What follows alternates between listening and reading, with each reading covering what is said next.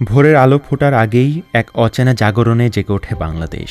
রাজপথ তখন আর শুধু কংক্রিটের পথ নয়, এটি হয়ে ওঠে ইতিহাসের এক উজ্জ্বল পৃষ্ঠা। রেললাইন, সড়ক, বিশ্ববিদ্যালয়ের ফটক সবখানে ছড়িয়ে পড়ে এক নীরব বিদ্রোহের সুর।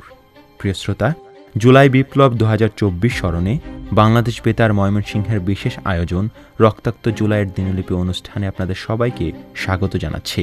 আজ আমরা ফিরে যাব ২০২৪ সালের ৯ জুলাইয়ে।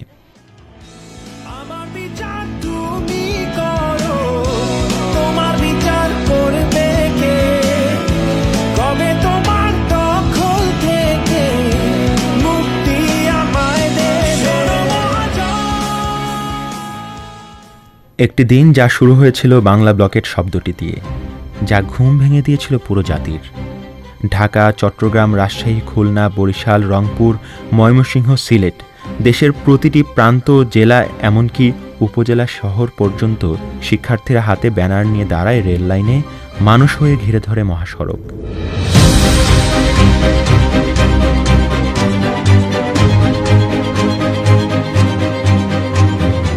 যেখানে ভোর মানে ছিল চা, রুটি আর স্কুল বাস, সেখানে আজ ভোর মানে অবরোধ। সরকারি চাকরিতে মুক্তিযোদ্ধা কোটার নামে ৫৬% সংরক্ষণের ফলে জন্মসূত্রে মুক্তিযোদ্ধা না হওয়া ৪৪% সাধারণ মানুষ বঞ্চিত। তাদের দাবি স্পষ্ট, মুক্তিযোদ্ধা আমাদের গর্ব, কিন্তু বৈষম্য আমাদের নয়।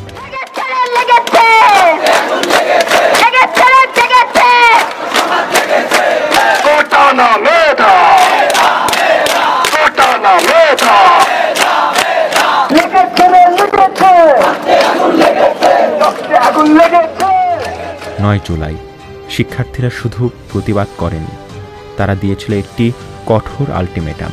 এই ৩ দিনের মধ্যে দাবি পূরণ করতে হবে, অথবা রাস্তায় নামবে জনতার বিপ্লব। সকাল বাড়ার সঙ্গে সঙ্গে দৃশ্য বদলাতে থাকে। ঢাকায় নয়, দেশের নানা প্রান্তেও অবরোধ চলছে। কুমিল্লার রেল লাইনে বসে বিশ্ববিদ্যালয়ের শিক্ষার্থী, বরিশালে এক নারী শিক্ষার্থী হাতে প্লেকার্ড নিয়ে দাঁড়িয়ে, রংপুরে উচ্চারণ হয় দৃঢ় স্লোগান, এবার রক্ত দেব, অধিকার নিয়ে নেব। ঢাকার শাহবাগ, নীলক্ষেত, ফার্মগেট, গাবতলী সব সড়ক, মহাসড়ক স্তব্ধ হয়ে পড়ে। কোন যানবাহন চলাচল করে না, রিকশাওয়ালারা অন্য পথ বেছে নেয়। দুপুরের দিকে সাধারণ মানুষও এই আন্দোলনে শরিক হয়। কেউ পানি সরবরাহ করে, কেউ খাবার দেয়। দুপুরের পর স্পষ্ট হয়, এই আন্দোলন আর কেবল ক্যাম্পাসের মধ্যে সীমাবদ্ধ নয়, এটি পরিণত হয়েছে এক গণ অভ্যুত্থানে। সরকার তখনও নীরব, সংলাপের কোনো পদক্ষেপ নেই। রুদ্ধদ্বার বৈঠকের বাইরে কিছুই দেখা যায় না। সন্ধ্যার দিকে কিছু স্থানে উত্তেজনার গুজব ছড়ায়। ছাত্রলীগ আর পুলিশের মাঝে উত্তেজনা দেখা গেলেও শিক্ষার্থীরা বারবার জানায়, আমরা শান্তিপূর্ণ, তবে আমাদের দাবি মানতেই হবে।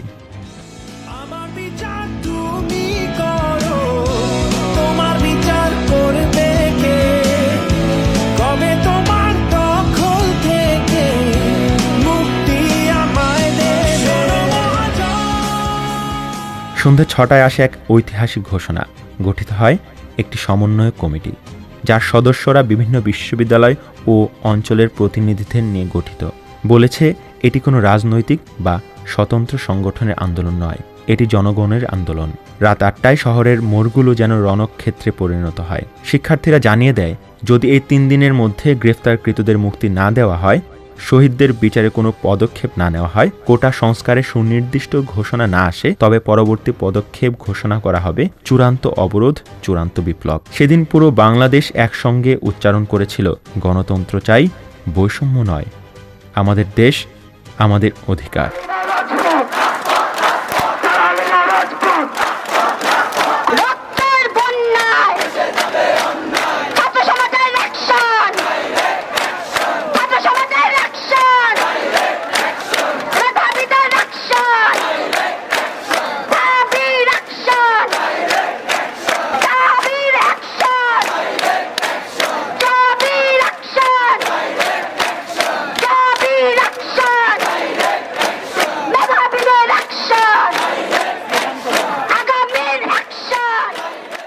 সেদিন থেকে বাংলা ব্লকেট আর ছিল না শুধুই একটি আন্দোলনের নাম, এটি হয়ে উঠল এক প্রতীক, এক সংকেত, এক জাগরণের ডাক। এবং সেখান থেকেই শুরু হয় জুলাই বিপ্লব। তোমার বিচার করবে কে, কবে তোমার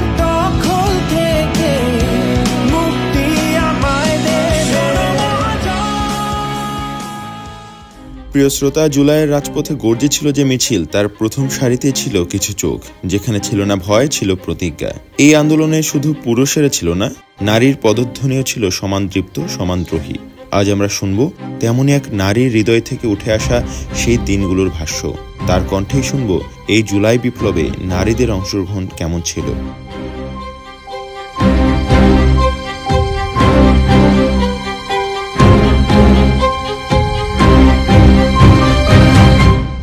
আমি সায়রা তাসনিম অর্পা, পড়াশোনা করছি সরকারি টিচার্স ট্রেনিং কলেজে, অনার্স তৃতীয় বর্ষে আছি। জুলাই আন্দোলনে অন্য সবার মতোই আসলে কোটা বৈষম্য দূর করার জন্য যে আন্দোলন শুরু হয়, সেই দাবির সাথে একমত হয়েই জুলাই আন্দোলনে অংশগ্রহণ করি। তো এর সাথে গত 15 বছরে গুম, খুন, ভোটাধিকার কেড়ে নেওয়া, মত প্রকাশ বাধাগ্রস্ত করা, সেই বিষয়গুলো এই আন্দোলনে আসলে যোগ দেওয়ার ক্ষেত্রে একটা প্রেরণা হিসেবে কাজ করেছে।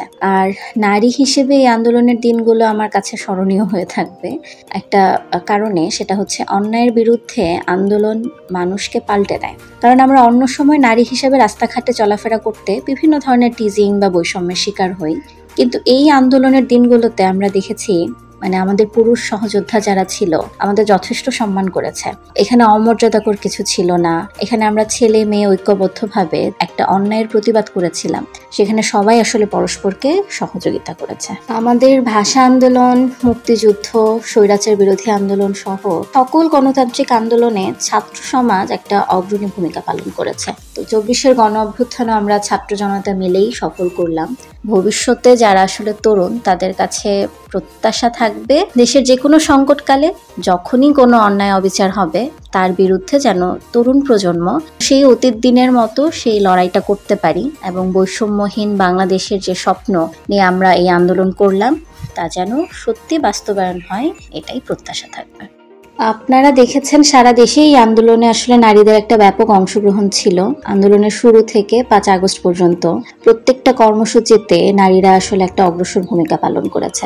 এমনকি পুলিশ বা আওয়ামী সন্ত্রাসীদের মোকাবিলার ক্ষেত্রেও নারীদের একটা গুরুত্বপূর্ণ ভূমিকা ছিল। ওই আন্দোলনের সময়টাতে যখন আসলে দেখা যেত যে প্রথমত তো পুলিশ আসলে ছেলেদের উপর অ্যাটাকটা করে, তো তাদেরকে পুলিশের হাত থেকে রক্ষা করা, সেখানেও কিন্তু মেয়েদের একটা ভালো ভূমিকা ছিল আর কি।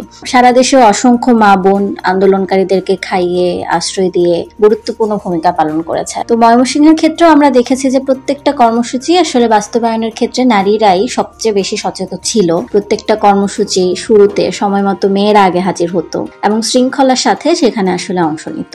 তো আন্দোলন পরিচালনার ক্ষেত্রেও নারী নেতৃত্ব গুরুত্বপূর্ণ ভূমিকা পালন করেছে। তার মাঝে এখানে আমরা দেখেছি যে ময়মনসিংহ বাকৃবির পুষ্পিতাপুর কথা বিশেষভাবে বলতে হয়। তার যে আসলে জ্বালাময়ী স্লোগান ওই সময় সবাইকে উৎসাহিত করেছে।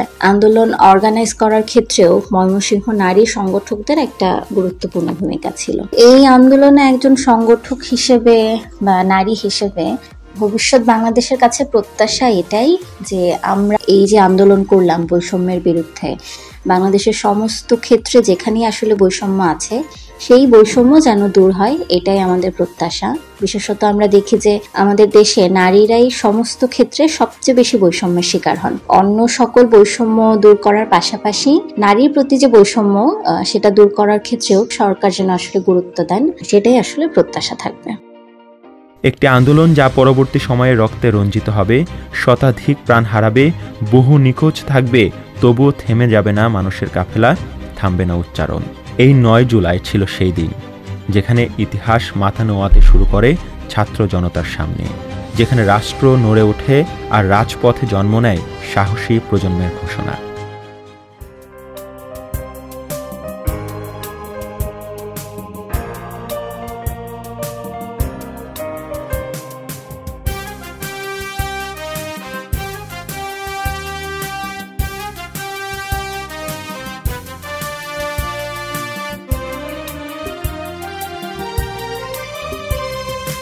স্যালুট স্যালুট স্যালুট জানাই ছাত্র জনতা, দেশটাকে দিয়েছো তোমরা নতুন স্বাধীনতা। স্যালুট স্যালুট স্যালুট জানাই ছাত্র জনতা, দেশটাকে দিয়েছো তোমরা নতুন স্বাধীনতা। দীপ্ত শপথে এগিয়ে এসেছে নতুন দেশ গড়ায়, উল্কার বেগে ছুটে গিয়েছে তারুণ্যের সব নেতা। দীপ্ত শপথে এগিয়ে এসেছে নতুন দেশ গড়ায়, উল্কার বেগে ছুটে গিয়েছে তারুণ্যের সব নেতা। স্যালুট স্যালুট স্যালুট জানাই ছাত্র জনতা, দেশটাকে দিয়েছো তোমরা নতুন স্বাধীনতা।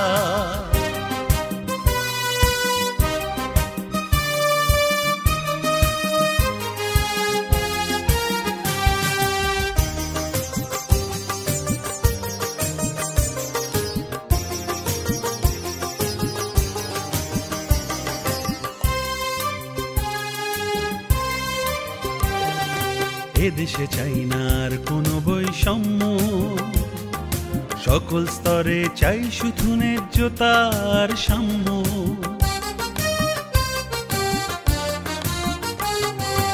এদেশে চাই না আর কোনো বৈষম্য, সকল স্তরে চাই শুধু ন্যায্যতার সাম্য। ফ্যাসিবাদী দূর করেছে বাংলার জনতা, সুন্দর বাংলাদেশ গড়তে চাই সবার একতা। ফ্যাসিবাদী দূর করেছে বাংলার জনতা, সুন্দর বাংলাদেশ গড়তে চাই সবার একতা। স্যালুট স্যালুট স্যালুট জানাই ছাত্র জনতা, দেশটাকে দিয়েছো তোমরা নতুন স্বাধীনতা।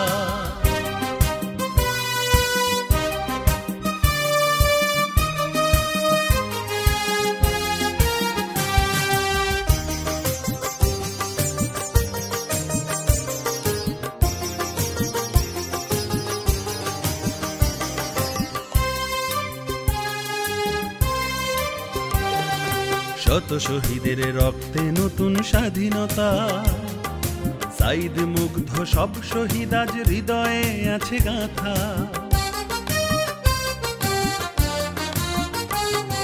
শত শহীদের রক্তে নতুন স্বাধীনতা, সাইদ মুগ্ধ সব শহীদ আজ হৃদয়ে আছে গাথা। নব উদ্যমে ঝাঁপিয়ে পড়ো, গড়ো বাংলাদেশ, দেশের সেবায় এগিয়ে যাও ছাত্র জনতা। নব উদ্যমে ঝাঁপিয়ে পড়ো, গড়ো বাংলাদেশ, দেশের সেবায় এগিয়ে যাও ছাত্র জনতা। স্যালুট স্যালুট স্যালুট জানাই ছাত্র জনতা, দেশটাকে দিয়েছো তোমরা নতুন স্বাধীনতা। স্যালুট স্যালুট স্যালুট জানাই ছাত্র জনতা, দেশটাকে দিয়েছো তোমরা নতুন স্বাধীনতা। দৃপ্ত শপথে এগিয়ে এসেছে নতুন দেশ গড়ায়, উল্কার বেগে ছুটে গিয়েছে তারুণ্যের সব নেতা। দৃপ্ত শপথে এগিয়ে এসেছে নতুন দেশ গড়ায়, উল্কার বেগে ছুটে গিয়েছে তারুণ্যের সব নেতা। স্যালুট স্যালুট স্যালুট জানাই ছাত্র জনতা, দেশটাকে দিয়েছো তোমরা নতুন স্বাধীনতা।